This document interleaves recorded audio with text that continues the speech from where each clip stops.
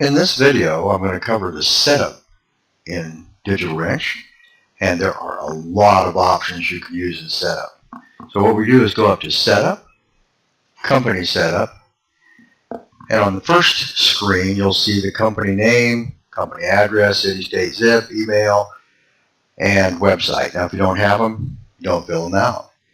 On the top right corner you'll see an ID number, and for some states you've got to have an ID number on your repair order. If you're in Canada, you want to click the Set for Canada button, which will turn on the province and postal code, etc.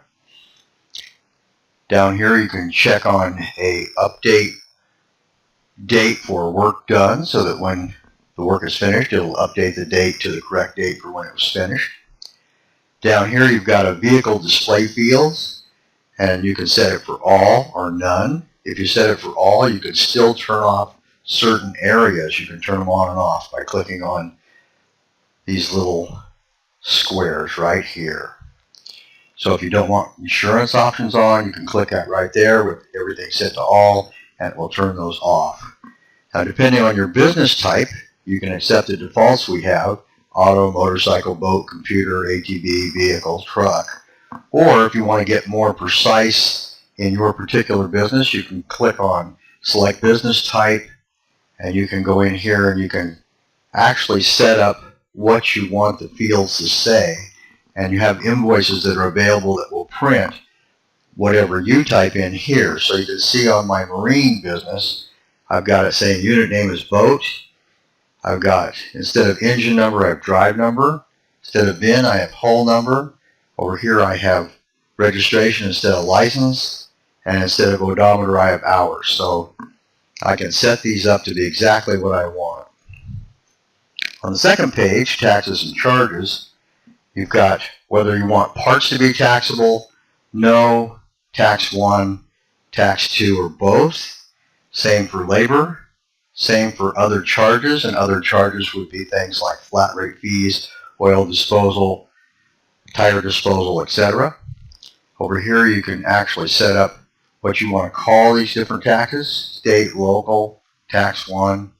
So I could go over here and I can say local, and then I can put in my tax rate. On the second section down here in the middle, supplier disposal fees, percentage based on parts or labor. If it's the entire ticket, you're going to pick both. You can also set a flat rate fee by clicking on this. Instead of having a percentage, you can go to a flat rate, and you can go to a flat rate on either side. This is your maximum supply charge. You say, well, I don't want it to exceed $25. Over here you say whether or not you want to tax the disposal fees or the supply charges. And down here we have a special option for zeroing labor tax if no parts or special charges. So in your state, if you don't charge taxes on a labor-only work order, then you're going to click on that.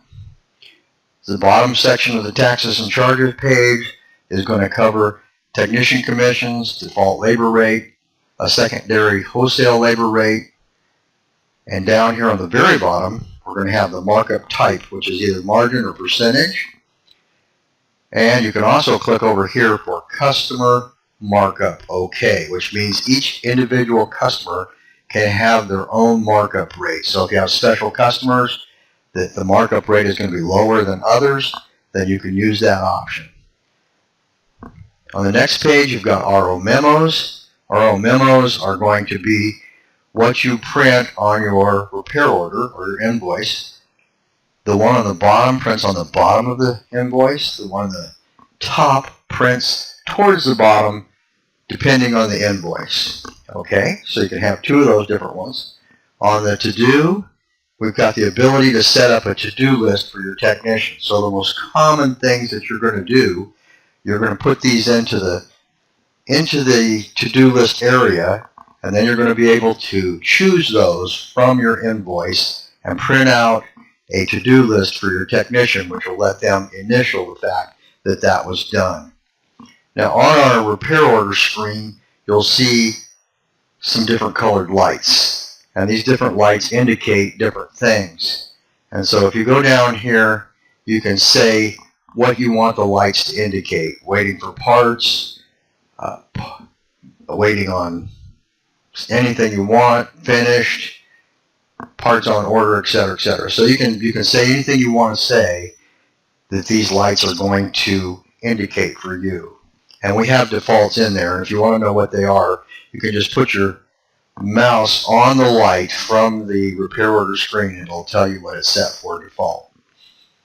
On the other settings, we have a real-time labor guide path if you're using the real-time labor guide CD. Up here at the top, sync vehicle tags and sync odometer hours. Most of the repair places turn those on for at least the odometer hours feature so that when you put in a new odometer reading, it gets updated and syncs it from the last one. If you use tags, you're going to want to turn that on. If you don't, you can turn these off. You can always turn them on later. Down at the bottom, we've got the set status values and lights. So if you're not using the lights, you can actually use a status. And there's a status field that will appear on the work order screen. And you can set these status areas for whatever you want. And down here, you can decide whether you want to use the status lights or the status drop down. On the next screen, you've got each computer.